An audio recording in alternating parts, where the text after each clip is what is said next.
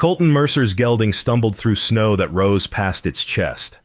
The wind cut like a knife, and the February dusk turned everything gray except for one small cabin on the ridge glowing like a lantern. Against the storm, he'd ridden 3 hours through this hell because guilt finally outweighed pride. 3 months. 3 months since he'd seen his parents. Business had consumed him: land deals, cattle contracts, expansion into Montana. He'd sent letters, money, but no visits. And now their homestead sat dark and shuttered, door frozen shut. Where are they? He'd shouted at the neighbor who'd flagged him down. The old man had pointed up the ridge. With the widow Nora Pritchett's place. Been there since Christmas, near as I can tell. Colton's heart had dropped into his boots. Now he stood outside that cabin, snow clinging to his coat, and peered through the frost-rimmed window. His mother sat at a rough-hewn table, her silver braid loose over one shoulder. She was laughing, actually laughing, while a woman in a faded calico dress ladled stew into wooden bowls. His father's bent shoulders hunched over his plate, but his gnarled hand rested on the woman's wrist as she passed. The widow, Nora Pritchett. Colton had heard of her. A woman alone. Husband dead 2 years back. Kept to herself. Struggled through winters on pride and grit. And now she was feeding his parents. Shame crashed over him like an avalanche. He'd built an empire. Owned 3 ranches. Had a bank account that could buy half of Cedar Hollow. But this stranger, this woman with flour on her apron and patches on her sleeves, was doing what he should have done.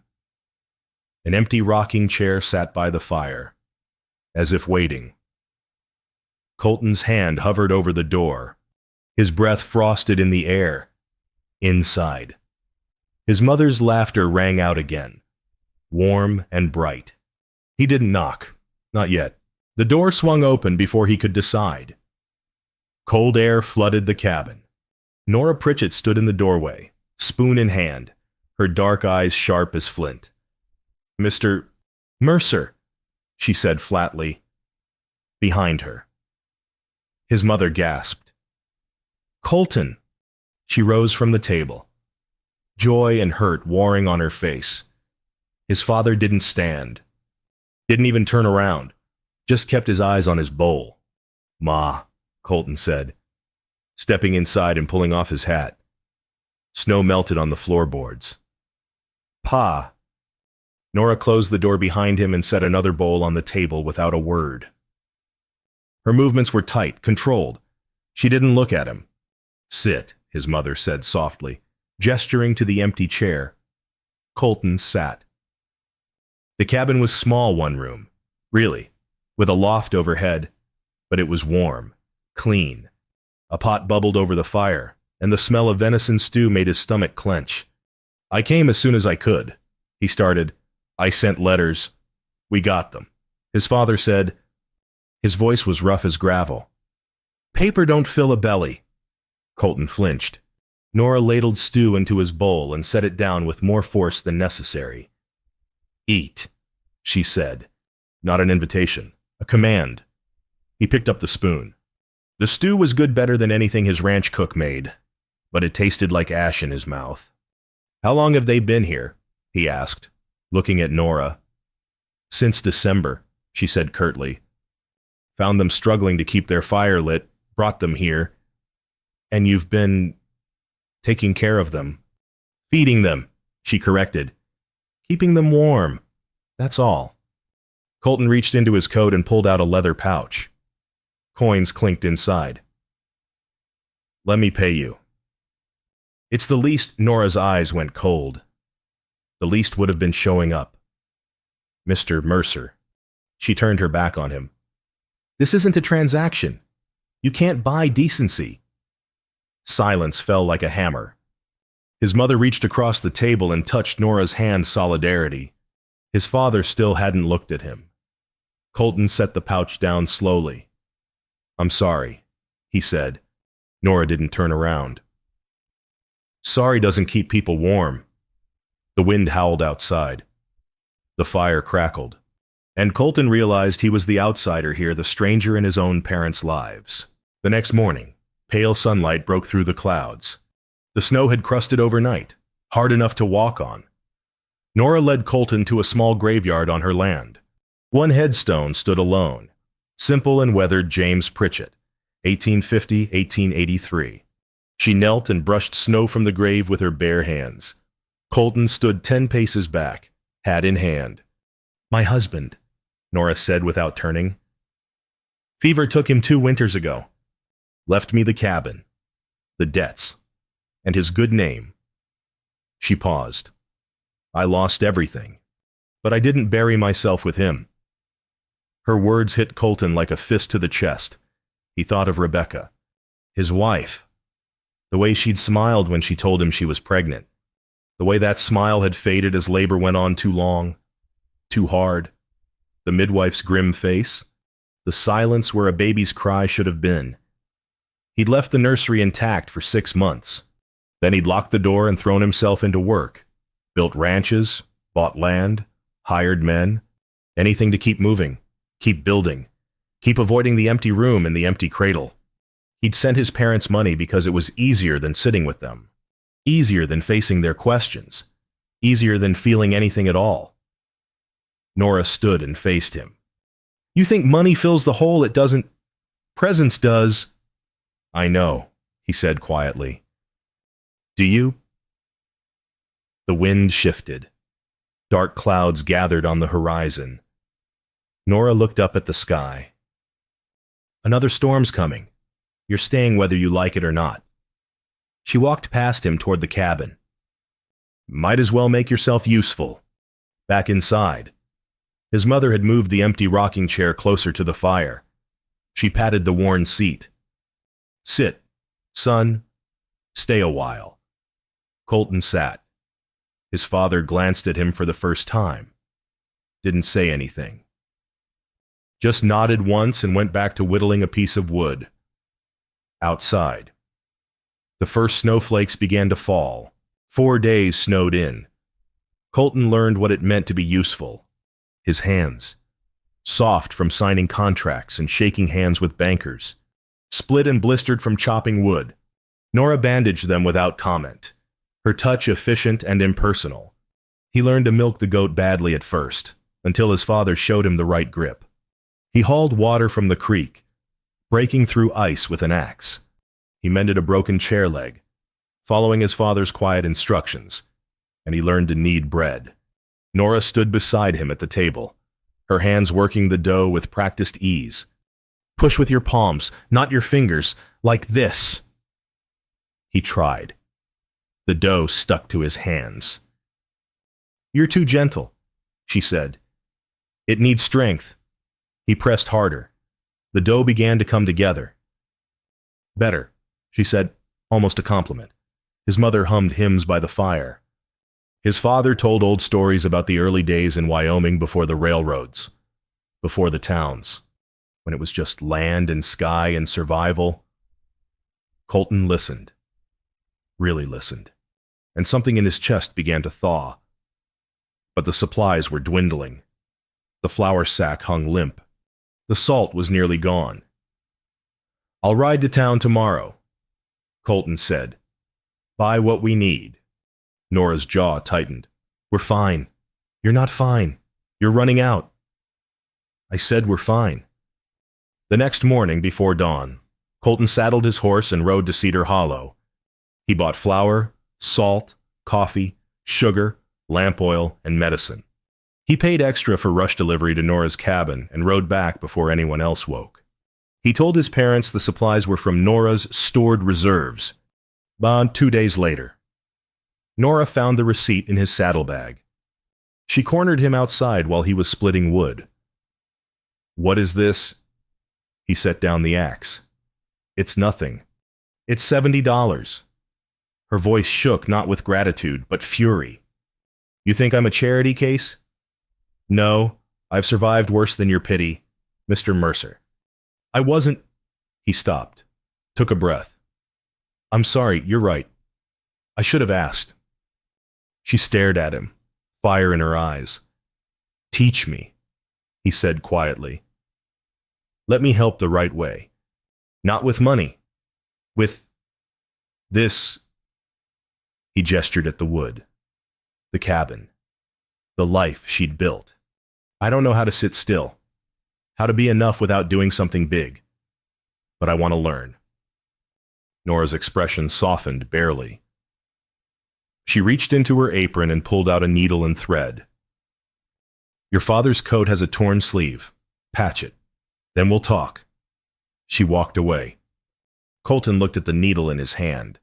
His fingers were too big, too clumsy, but he threaded it anyway. 1 week later, Nora walked into the Cedar Hollow General Store and felt every eye turn toward her. Conversation stopped.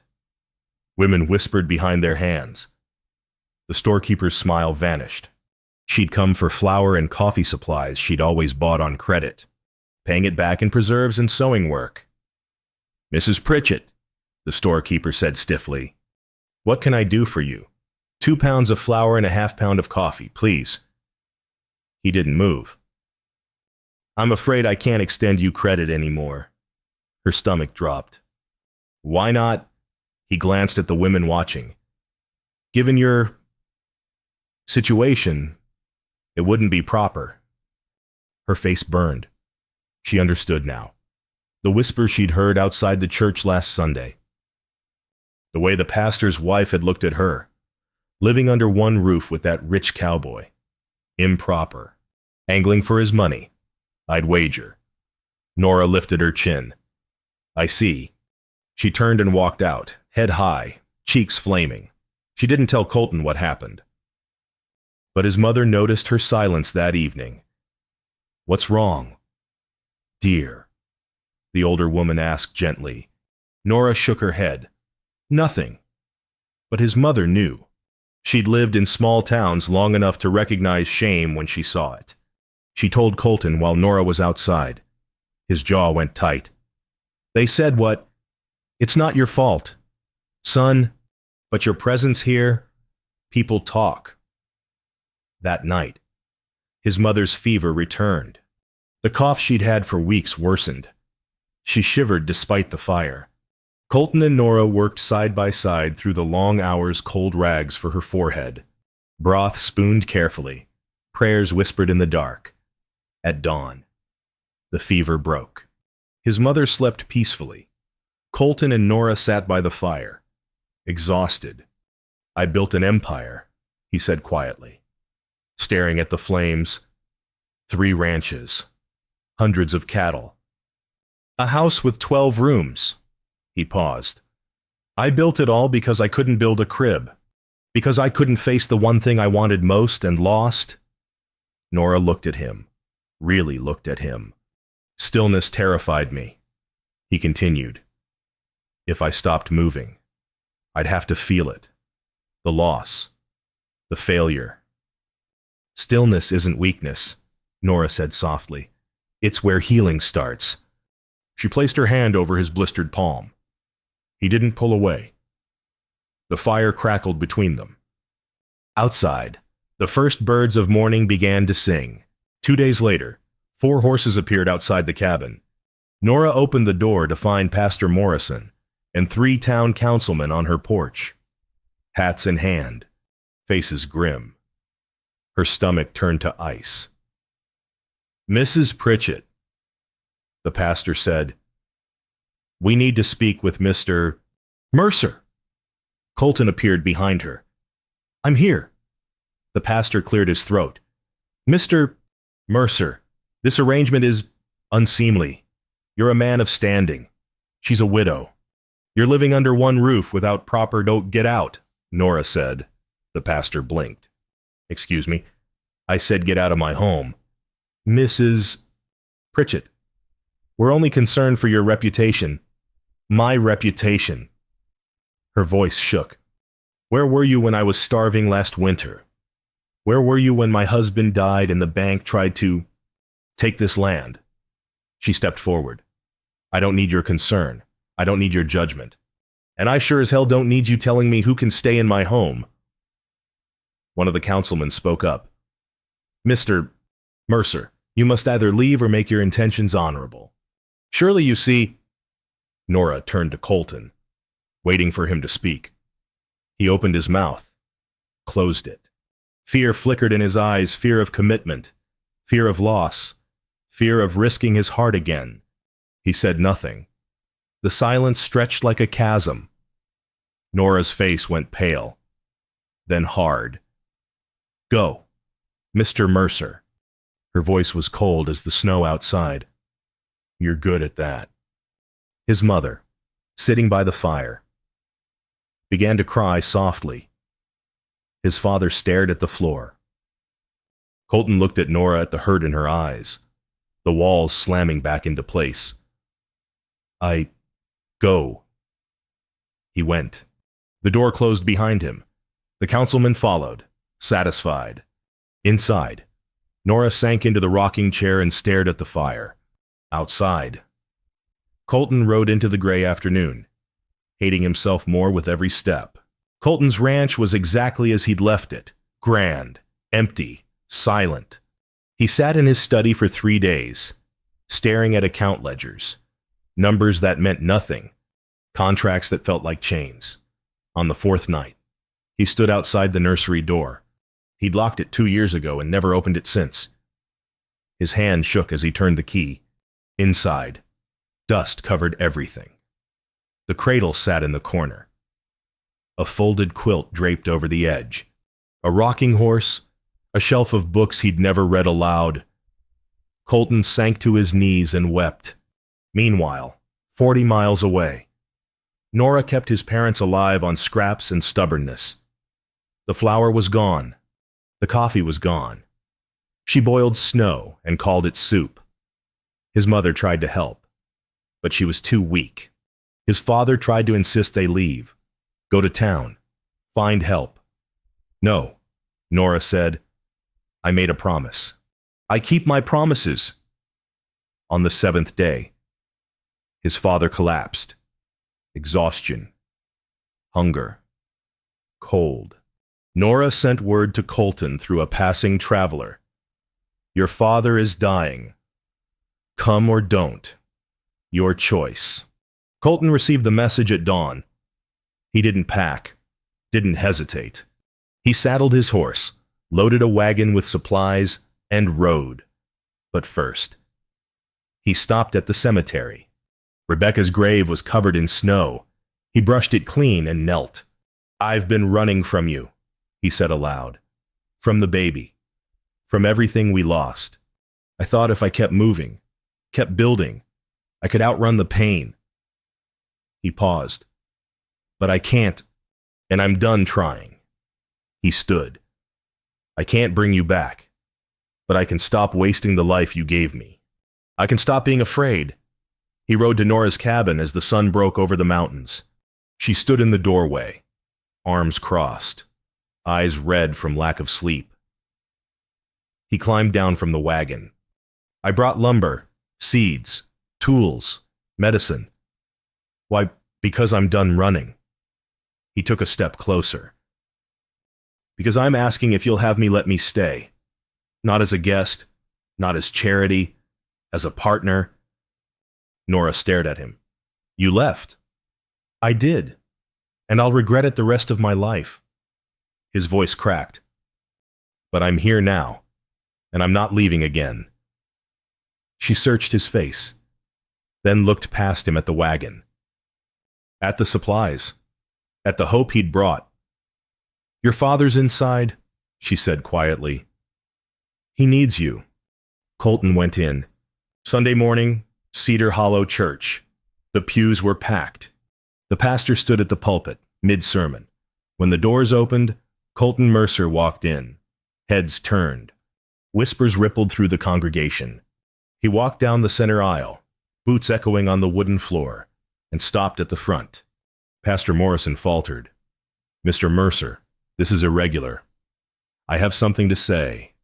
The pastor stepped aside, flustered. Colton turned to face the town. Every eye was on him. "You call her shameless," he said. His voice was steady, clear. "Nora Pritchett, you say she's improper. A woman alone, taking in strangers." He paused. "She fed my parents when I abandoned them. She shared her last meal when I sent paper and excuses. She gave everything while I hid behind money. Silence, not a cough, not a whisper.